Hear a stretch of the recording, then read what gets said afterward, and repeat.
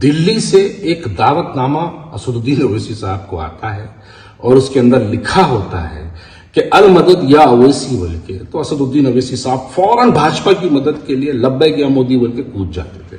सबसे पहले तमाम तेलंगाना के मुसलमानों को और गैर मुस्लिम भाइयों को सबको मुबारकबादी पेश करता हूं कि इस वक्त कांग्रेस की सरकार तेलंगाना में कायम हुई है और आज रेवंत रेड्डी साहब जो है चीफ मिनिस्टर की हैसियत से आज वो ओथ ले चुके हैं। उसके लिए काबिल मुबारकबाद है तमाम तेलंगाना के लोग। मैं यहाँ पर वाज़ेह तौर पे ये बात कह देना चाहता हूँ कि यकीनन अगर हम देखेंगे कि जो है तेलंगाना के अंदर क्या हुआ है पिछले इंतखाबात इलेक्शंस के दौरान, टोटल कांग्रेस को 90 लाख लोगों ने वोट दिया, जिसके अंदर 30 लाख के करीब मुसलमानों ने वोट दिया।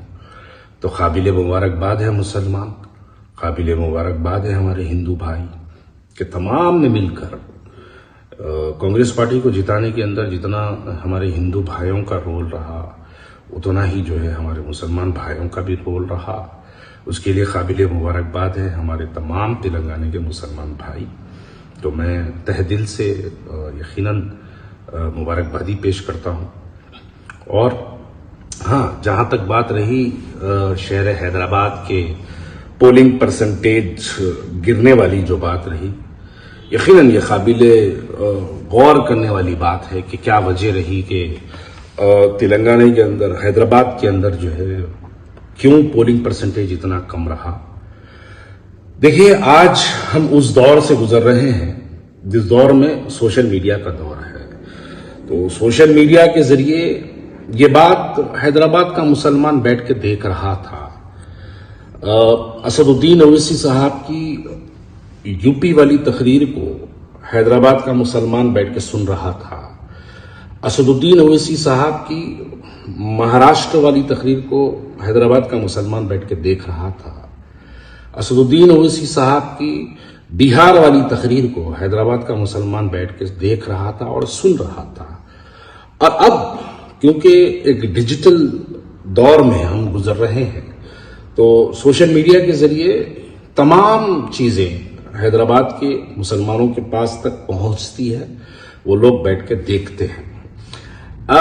यहां पर 5 साल 10 साल से जो असदुद्दीन, बिलखुसूस पिछले 5 साल में असदुद्दीन ओवैसी साहब की गुजरात जाके इंतखाबात में हिस्सा लेना हैदराबाद का मुसलमान देख रहा था। गुजरात में जाके ऐसे कॉन्स्टिट्यूंसीज पे लड़ना जहां पर जो है बापू नगर 30,000 की कॉन्स्टिट्यूंसी पे जुमला 3 लाख वोटर्स में 30,000 की कॉन्स्टिट्यूंसी पे जाके गुजरात में बापू नगर में असदुद्दीन ओवैसी साहब वहां पर मुस्लिम कैंडिडेट को डाल के वहां पर कैंपेनिंग कर रहे थे। हैदराबाद का मुसलमान देख रहा था।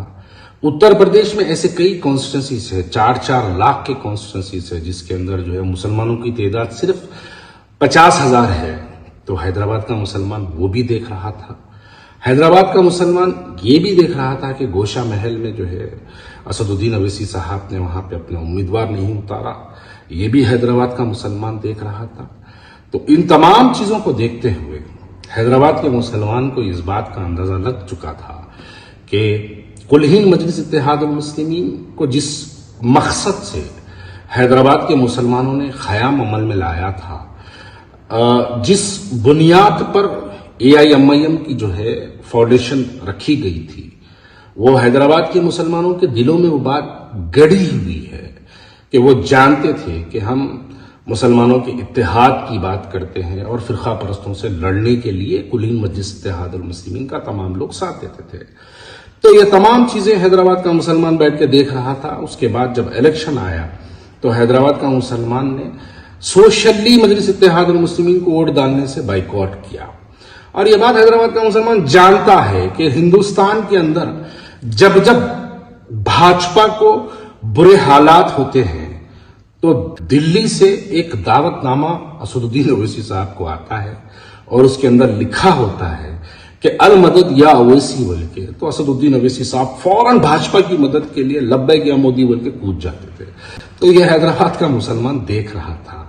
ये तमाम चीजें देखते देखते मुसलमान ने इस बात का फैसला किया कि अब क्योंकि मुखालिफत में इनके खिलाफ कोई मासूम कमजोर आदमी निकल के जो है इनसे लड़ नहीं सकता, कोई मासूम और कमजोर इंसान इनके खिलाफ में अपने वोटों का शिद्दत से जो है इनको बता के इस्तेमाल करके जो है यानी इस्तेमाल नहीं करता था, क्योंकि इनके गुंडे, इनके लोग, इनकी मिशनरी काम करके जो है लोगों को सताती थी। इस वजह से भी मुसलमान कमजोर था, इसलिए वो ना इनके खिलाफ ना इनके साथ का जो ऐलान किया, उस बुनियाद को आप देखेंगे कि इस बुनियाद पे हैदराबाद के अंदर पोलिंग परसेंटेज गिर गई। यही वजह रही कि ये जाके पूरे डिस्ट्रिक्टों, पूरे स्टेट्स में, अदर स्टेट्स में जाके जहां जहां भी जो है जाते हैं भाजपा के लिए फायदे पहुंचाते।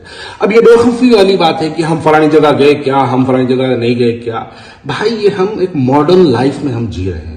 यहां अगर मैं बैठ के इस वीडियो के जरिए कुछ पैगाम दे रहा हूं तो जहां मैं नहीं जाता हूं वहां तक मेरी वीडियो पहुंच जाती है। अब मैं बोलूं कि हाल ही में देख रहा था हमने कि असदुद्दीन अवैसी साहब कह रहे थे कि मैं झारखंड गया क्या, मैं छत्तीसगढ़ गया क्या, मैं मध्य प्रदेश गया क्या, पूछ रहे थे। नहीं साहब, आप नहीं गए, लेकिन आपके भड़काऊ भाषण आप जाने से पहले वहां पे पहुंच जाते। आप नहीं गए लेकिन आपके वीडियोस और आपकी जो बातें हैं वहां तक पहुंच ही जाती है, क्योंकि हम एक मॉडर्न लाइफ में जी रहे हैं। तो ये जो एक माहौल बनाते हैं कि हम वहां नहीं गए, उन्हों कैसा जीत गए, हम यहां नहीं गए, उन्हों कैसा जीत गए। फिरका परस्ती ऐसी नहीं होती। गोशा महल में नरेंद्र मोदी नहीं आया, गोशा महल में नरेंद्र मोदी कैंपेनिंग के लिए नहीं आया, लेकिन भाजपा को वहां पे 80-80 हजार, 1-1 लाख वोट मिलते हैं। कैसे मिलते हैं? उनकी आइडियोलॉजी से मिलते हैं। तो यही चीजें हैं, बहुत सी एग्जाम्पल्स है इसकी। लेकिन ये बात सच है कि यकीनन हैदराबाद का मुसलमान जो है मजलिस इत्तेहादुल मुस्लिमीन की पॉलिसी से बेजार होके, पॉलिसी से इनकी जो है यानी इनकी जो काम करने का अंदाज है इससे बेजार होकर हैदराबाद का मुसलमान इस वक्त इनको सोशली बाइकआउट किया। इसकी वजह है पोलिंग परसेंटेज कम हो चुकी है।